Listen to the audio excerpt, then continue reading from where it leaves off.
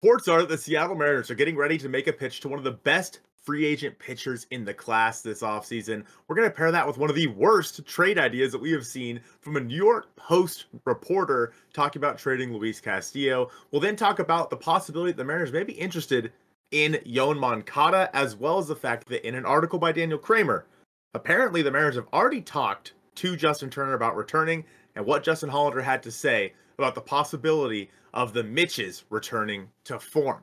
Thank you guys so much for watching episode 139 of the Hit It Here podcast, part of the Believe Network, available on all your favorite podcasting platforms. Be sure to give us a 5-star review, like and subscribe to this YouTube channel. And this is the Bowers episode of the podcast, and I am here with Joe.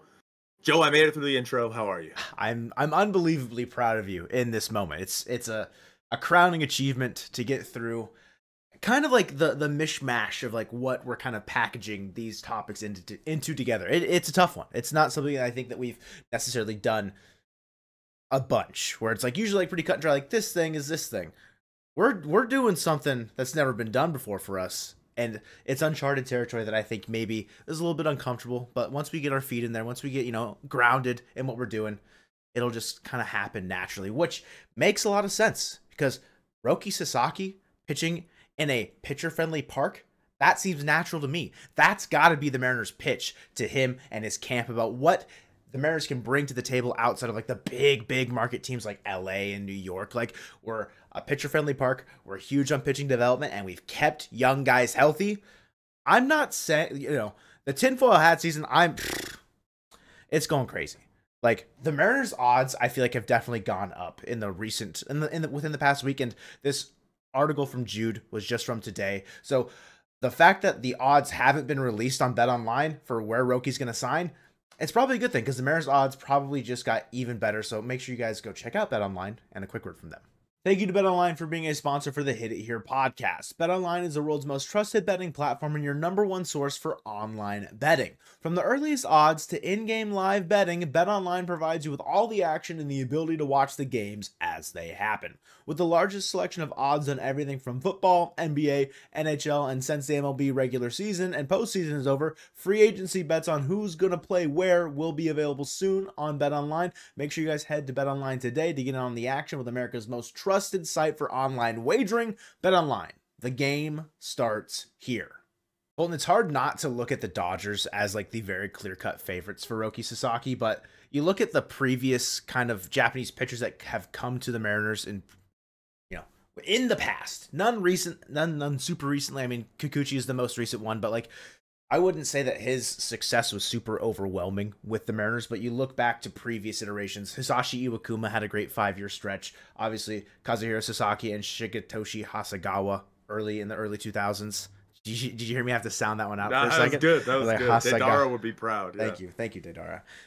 I think you look back to the more rich history of like Japanese player culture in Seattle in the early 2000s, which just makes sense. Along with the pitching, you have Ichiro to kind of like hopefully maybe have a little bit of driving force there. That's kind of like where I think the pitch starts, along with what I kind of outlined earlier of how impactful pitching in T-Mobile can be for a starting pitcher. You look at the home road splits for the entire team last season, the home ERA is like 1.5 runs lower than on the road. Like, that's something that is measurable and something that I think if I'm a pitcher, I'd be interested in doing. Of course, I'm not a pitcher, and I'm not the potentially best arm talent coming out of Japan ever, right? That's not who I am, shockingly enough. So, like, getting in the mind of Roki Sasaki, I think is challenging for this, but it's hard not to say that, like, outside of LA and New York, the Mariners have probably the best shot.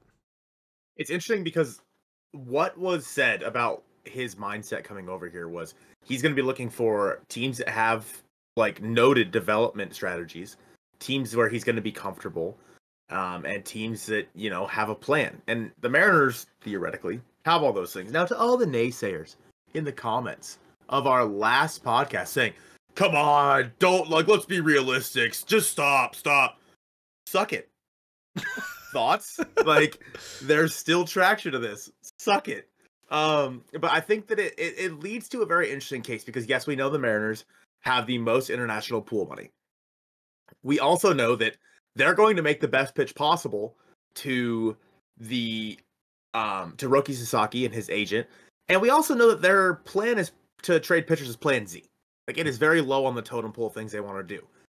There is nothing, I think, this offseason for the Mariners that would be more impactful than signing Roki Sasaki. Now, it's going to cost a bag, which, if that is the case, you probably need to trade somebody who's making quite a bit of money to make it make sense for Roki Sasaki to come over here. I think it makes sense to trade Logan Gilbert if you get Roki Sasaki. However, to offset the salary that it would cost to pay Roki Sasaki, you probably will have to be trading somebody like Luis Castillo and our dear friend Dan Bartels, who I've never spoken to. We're not actually friends. I'm lying to you.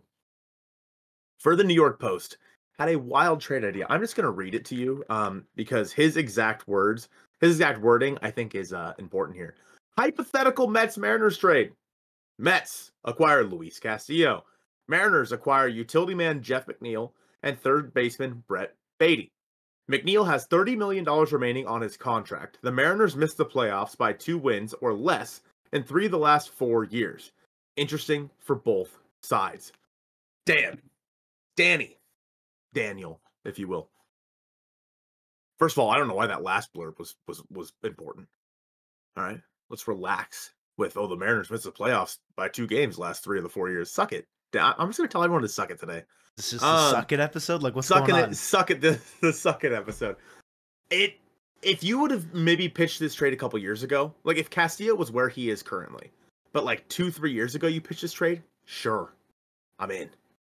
But Jeff McNeil is a guy who has fallen off a little bit over the last few years. In 2024, at 32 years old, he put up a 1.6 WAR, hit 238, 308, 384, good for a 97 OPS plus. Like, he just hasn't been good. He had a good year in 2022, but otherwise it was only a couple years from 2018 to 2020 where he was really that viable of a player on the field. Again, a utility guy, older, but really what he was known for was hitting for average. And he has not done that. He hit 270 last year, 326 in 2022. That's kind of his crowning achievement year over the past few. And then Brett Baty's a guy at third base where, yeah, we know that the Mariners are looking for infielders, obviously. But he's a guy at third base that just has not turned into anything for the Mets, which is why Mark Vientos is now the guy over there. So far, over the course of 169 games, nice. Brett Baty is hitting 215, 282, 325 with a 70 OPS plus over 3 separate seasons. Total of 15 home runs in those 169 games. Like, he's nothing. And the fact that Dan here thinks that the Mariners should trade a mid-rotation starting pitcher who, yes, he's owed quite a bit of money, but he would probably get more than that on the open market for what he is. Like, it just doesn't make any sense to me why the Mariners would ever even consider this, and I don't think they are. But in terms of where this trade is at, if you are acquiring Roki Sasaki, I think that trading Luis Castillo is the right move. But I just don't think that it makes sense with where the team is at right now and Dan making this trade. I think I look at like the fact that Roki will be making league minimum next year because he is like a minor league free agent impacts like how much money you can really like shed this offseason by trading a Castillo if you wanted to. Like then you just freed up basically like, we'll just call it 23 million to then go play around with depending on like what you got back in a trade. The problem with this one is like you don't save that much money. You really don't. Like you save what, $6 million? Like, and like, I don't, it's not worth it for a guy who is on the decline at second base, where that's something that the Mariners have dealt with the last 3 years. It seems like, sure, they've kind of outlined the fact that what they want to do at second base is have a stopgap for Cole Young, but it feels like there's better, cheaper options available than paying Jeff McNeil the $15 million, whatever it is next year. And then Brett Baty, like an OPS just north of 600, like 607 in that amount of time in the bigs at age 24 going to his age 25 season. Like the clock is basically like it's fizzled out. Like the clock is done ticking. It feels like another potentially high prospect guy that just never amounts to anything that the Mariners go and acquire, and we just hope and pray that he fixes it, except he didn't spend his entire time developing with the Mariners. I'm thinking about Jared Kelenic. Like, this feels like the Mets trading Jared Kelenic. But, like, when he was with the Mariners and he just didn't amount to anything. Yeah, you would have just re-signed Polanco for $12 million. Yeah. Like, you would have done that well before you would go pay 15 million to Jeff McNeil, who had just as bad of a year in my opinion. Like, I don't know, it just doesn't make sense. Like, I think signing Roki Sasaki, like if you can find a way to make it happen, that makes sense. But making this trade specifically, no, it doesn't. So the two sides can coexist, and it makes sense. Like, if you sign Roki Sasaki, you trade one of your starting pitchers, probably. But this trade just doesn't do it. We lumped those together simply because it makes more sense if you sign Roki Sasaki to make that trade. Yeah. That's why I wanted to lump those two together. But another two that we're going to lump together here, Joe, is the rumor that the Mariners are interested in Yoan Moncada, who had his option declined by the worst team in the history of baseball. But it was like a $25 million option. Like that. The White Sox are so stupid. Like, they were willing, because Moncada had a great year. What was that? 2019 juiced ball year, 25 home runs, hit 315, 367, 548 with a 140 OPS plus. I don't remember if that's when he signed his extension, but it might have been. Let me see. But he's coming off a year where he hit 275, 356, 400 for 117 OPS plus in 12 games. Yeah. He is often injured. He has not played. He's only played. Let's see. He has only played over 110 games once since 2020. And that was 2021. And he was okay that year. He hit 14 home runs, hit 263, 375, 412. So the thing with Moncada is his strikeout rate. He has a career 29.2% strikeout rate. That does not fit with the Mariners. He's a corner infielder, probably going to play either second base or third base for you. I don't know which one he grades out better at, but he'll be 30 next year, which is crazy to think he's already almost 30. But yeah, I don't know. I just don't think that he makes sense. I mean, so the deal was, I want to say it was like a 1 year, like $1.5 million contract. Sure. What, the market value? Yeah, that's what it was. So Spotrac, had 1 year, $1.5 million, just because of how far Moncada has kind of fallen off and not been able to stay healthy. You were right. His 2019 season did give him a 5-year, $70 million extension in 2020. And then that last year of that contract was an option. He hasn't played second base since 2018. Whether or not he goes back there as he's getting older, I don't know, like, what makes more sense.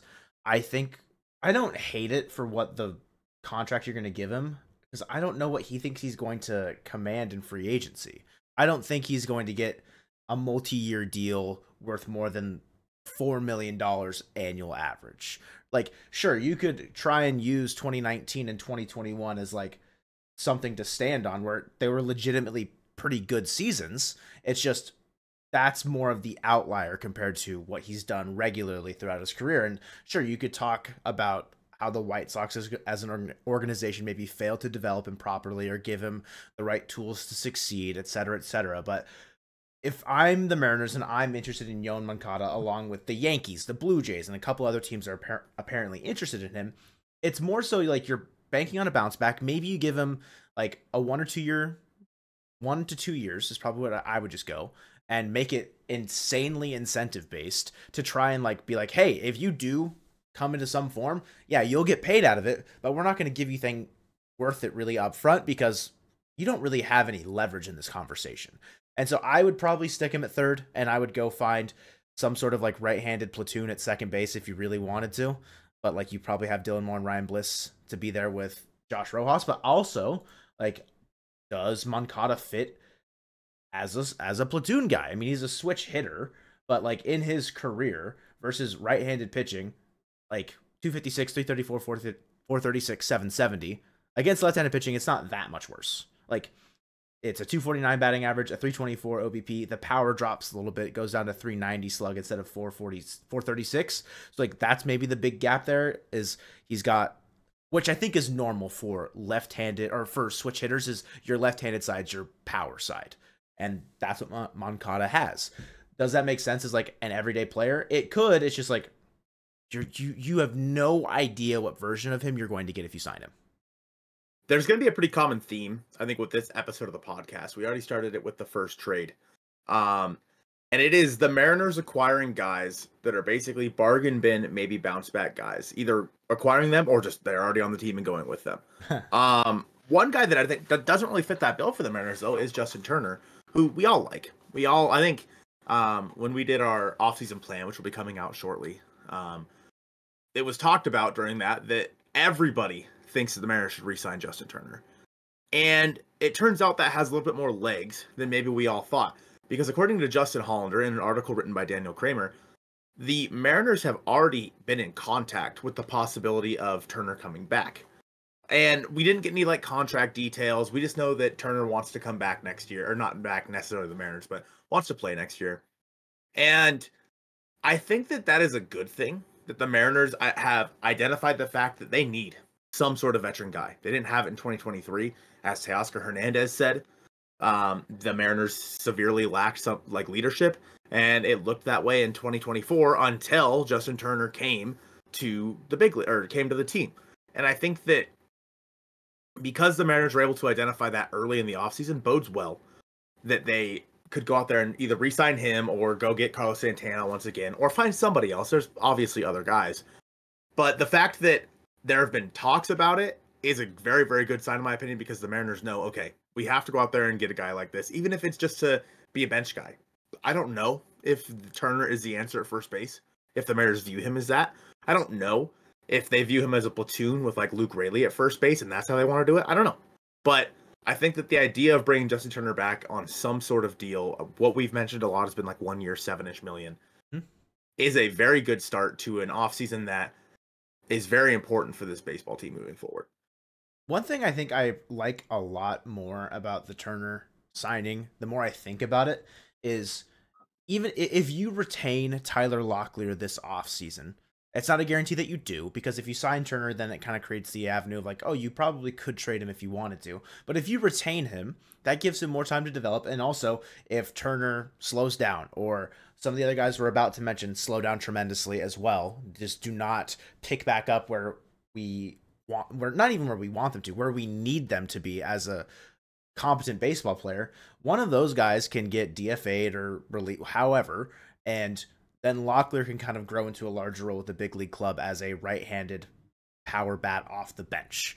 But also, like, if there's a guy that I want to be in the clubhouse to help mold future hitters, Justin Turner is a very obvious answer of like, he's done it for a long time, just a pure hitter. It doesn't have a ton of pop, but I think he would be invaluable to a guy like Tyler Locklear, who seemed overmatched at times at the big league level in 2023, but also he's hit every step of the way in the minor league. So if there's a guy that could teach him how to hit in the bigs, Justin Turner's like option number one for me, as far as like guys that are attainable this offseason for the Seattle Mariners. And also, you also bring Edgar Martinez back. Having those two guys kind of like being on either side of a conversation that you're talking about hitting, those are two great guys to take a lot of information from. So it's not even just like a move for this upcoming year where like, yeah, it's a good platoon to have with Luke Raley, a guy that's in the clubhouse, whatever. I think it might have more impact on the future than we might expect, just based on like his impact long term. The intangibles from adding a player like Turner are very clear. Like, they're there. When you look at the team in 2024, of course there was also the firing of Scott Service, and how much did that play a role in how good the team was after that? Who knows? But there's a very, very clear like change in before Turner and after Turner. BD and BD, BT and AT. Yeah. And Justin Turner at the end of the season said that he wants to play again and he's willing to come back. Like, that's not often that happens. And he's a guy who actually came here and produced. He's a guy who played well here. And it's just because he's a great pure hitter. And like Joe said, adding him to like an Edgar Martinez conversation, like the wealth of knowledge those two could share with you is immeasurable. Unfortunately, in 2024, Justin Turner was not able to help guys like Mitch Haniger and Mitch Garver. And there's a lot of mental strife on Twitter right now about an article, this same article from Kramer, from Justin Hollander, who said, and I quote, talking about Garver and Haniger, "We anticipate both those guys bouncing back and being better than they were this year." So the article is written as some offensive augmentation could come via veterans Mitch Haniger and Mitch Garver. So my problem, and I think a lot of people's problem is you can't rely on that. you cannot rely on the fact that these guys are going to return to form because, frankly, what reason do we have to believe it? Now, I know, Joe, don't even say the odd year Mitch Garver thing, okay? I can feel it. You were brewing it, all right?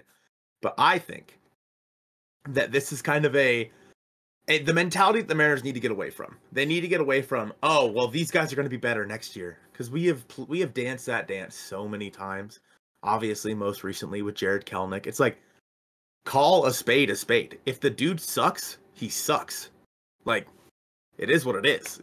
Eat the money on Haniger or Garver. It is so hard for me to look at a future for this team in 2025 and say, yeah, those guys will help this team. Smile. I'm okay with giving up 2 roster spots to those guys. It's a lot easier to stomach the idea of having Garver on the team as a backup catcher than it is to having Mitch Haniger on your team as basically a 5th outfielder black hole in your lineup. If they are going to return both of them, they have to hit it out of the ballpark with their other additions on this team. Like, you can't take the team that you had in 2024 and essentially run it back. Because we've talked about how in the last podcast, we said, oh, maybe they're not looking to add impact to second base, but more of a stopgap. Okay. So is that stopgap just Josh Rojas and Ryan Bliss? Yeah. And JP's at short. You have Luke Raley and Justin Turner at first. Sound familiar? Like, what are we doing at third? Hold on. Let's take a step back. Oh, Yoan Moncada? Like, if you put together all the different rumors we've had, you can make one of the most ugly baseball teams in the world. I think that's not a bad idea. Somehow it might win 97 games. Yeah, somehow it'll work for some reason. The one thing that shouldn't work does work for the Mariners because everything that should work never works. Yeah. I don't know. I think it's just the fact that Hollander said this, and obviously he can't come out and say we're looking to move on from those guys because that's mean. And that's mean.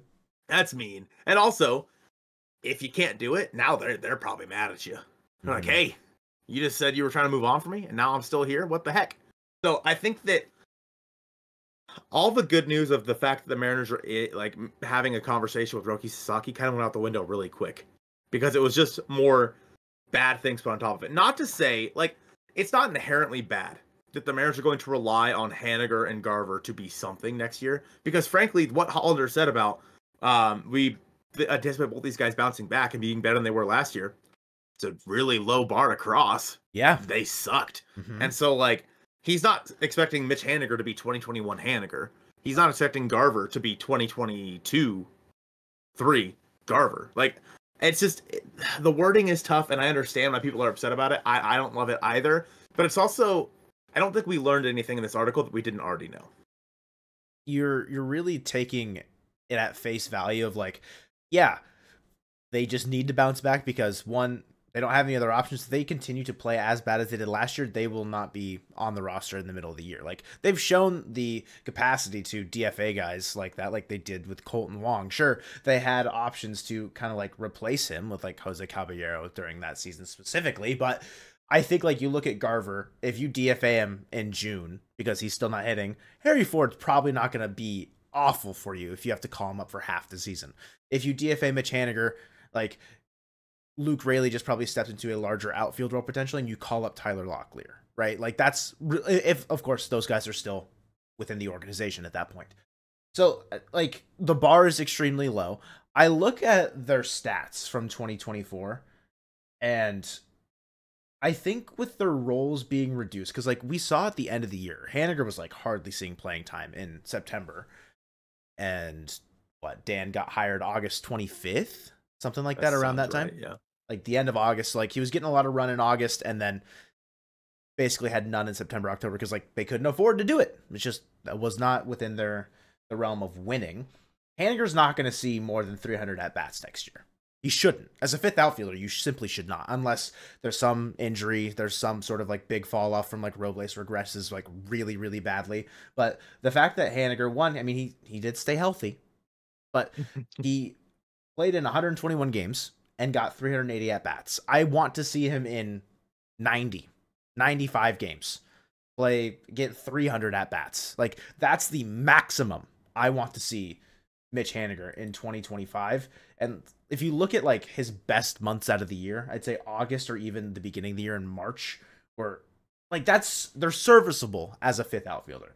A 228 batting average, a 291 on base, a 386 slug with a 677 OPS in April and March. Like, that's serviceable as your fifth outfielder. It's not terrible, but he also got 100 at bats. He should have that over a stretch of 2 months, not 1 month of playing time. Look at August, 233, 270, a 400 slugging with a 670 OPS in 60 at bats. I'd still like it to be a little bit less than that. So, like, the limited playing time maybe gives me some sort of confidence in the fact that he'll be able to, and I kind of worded this during the regular season of like, if Haniger's getting 1 start a week and maybe like 1 pinch hit opportunity or maybe 2 pinch hit opportunities a week, he's getting 6 at bats a week, right?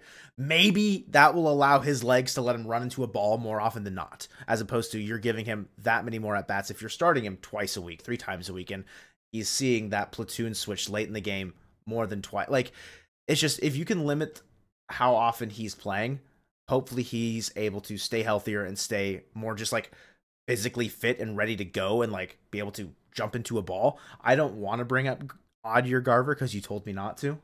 It's hard not to just like look at statistical trends and not kind of salivate at the fact that it's 158. Oh, for OPS plus, it's 157, 42, 139, 98, 138, 85. Like, 85's last year. If anything tells me next season, like, that Garver's going to have at least a league average bat, it's the fact that he's done it every single time. And sure, can you count on that? No, because he showed you this year that you can't count on him offensively. And even in a year that he stayed the healthiest of his career, had the most at-bats in a singular season. He had 367. His next career high was 311 back in 2019, where he had his best offensive season. He just couldn't do it in T-Mobile, in Seattle. Like, there's a lot of signs that point to, no, this won't work. And the fact that you have to run it out there again because why? They're owed money and you can't trade them. You committed to them because you said so. Like, better teams and more well-run teams say, hey, you're not good enough to be on our team that needs to win. You have to go. Sorry. Maybe not even a sorry. But the way that the Mariners are kind of positioned themselves within this, like, their window of contention, they kind of have to play this kind of like, yeah, we'll keep $26 million of deadweight on the roster. Haha. Like, it sucks. And we all know that. And the fact that Hollander's like out here trying to paint this picture of like, they might be better. Yeah, it's not hard for them to be better. That's like them saying the payroll is going to increase and it goes up by $1 million. Oh, wait, that happened. I think that the hard part is where we think this team should be, like, moving forward in 2025. We think that they should go out there and find probably like at least an everyday third baseman of some kind, right? And okay, so that relegates what? Josh Rojas to your bench. Good. More than likely, unless you move him over to second base or what have you. Okay. So now your bench is Haniger, Garver, Rojas, Moore, depending on who you have at second base. Yeah. Like, okay, how'd you upgrade second base? You're taking up 2 bench spots that should be a lot more valuable than guys who get, a couple plate appearances a week. Like, a good baseball team has a good bench. Like, that is the floor of your team, generally speaking. And one thing that the Mariners should always be trying to do is have a better bench, because those guys are pivotal in some games. And if Haniger and Garver are what they were in 2024, your bench is really bad. The point of, like, the idea that you were kind of putting out there with Mitch Haniger is having a guy that can come up and hit you a clutch home run. But if your bench is Garver, Haniger, Rojas, and Brian Bliss, maybe if Dylan Moore's at second base or something like that. Sure. That is the worst offensive bench I've ever seen. If everyone just plays to how they did last year offensively, it's terrible. You have no viable options. And so I think that because of that, there is a realm of possibility where these guys just frankly get pushed out. It's certainly possible. Now, again, there's a possibility that the Mariners trade or even non-tender like Josh Rojas. It's possible. There's a possibility they trade Ryan Bliss or what have you. All things the same, I think that both Mitches will be on this roster next year. Yeah. At least to start the year. Not for a lack of trying to create flexibility, though, because I think that the Mariners should be willing to move on from one or both of these guys in the right like way, whether that be in a trade or if you have to DFA them or what have you.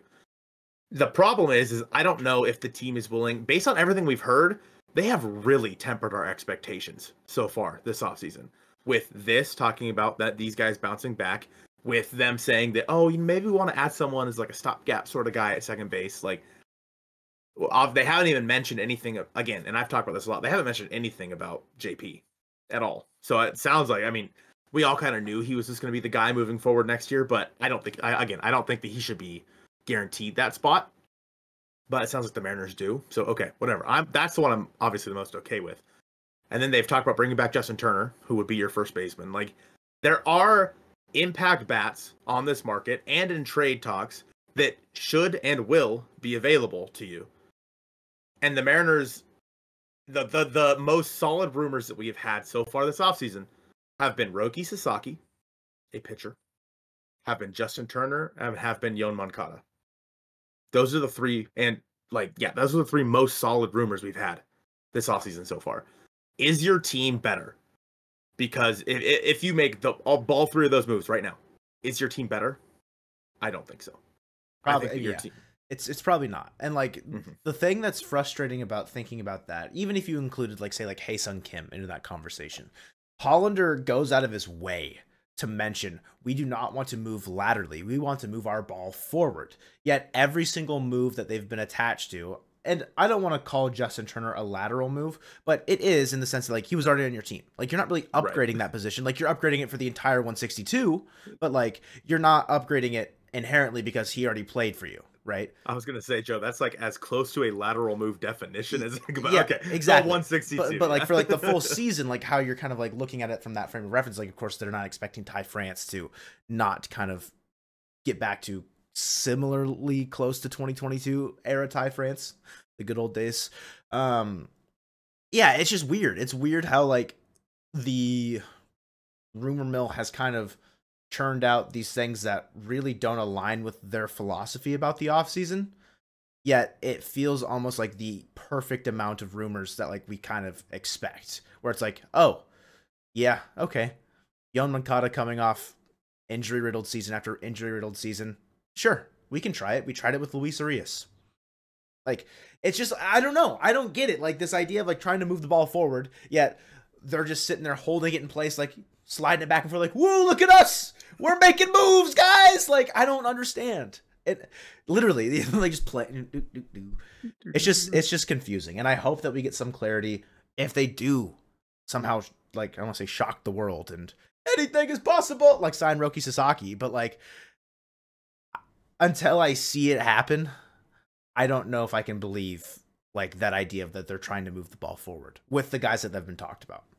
We're only a month away from the winter meetings, so there's still plenty of offseason left. And one thing that has been talked about by Justin Holler specifically is return of Matt Brash, possibly earlier than we thought. Joe and I are going to talk about that in tomorrow's video, so be sure to be subscribed to this YouTube channel. Thank you guys so much for watching episode 139 of the Hit It Here podcast, presented by Bet Online, the Boomer Hedstrom episode of the podcast. And go Mariners.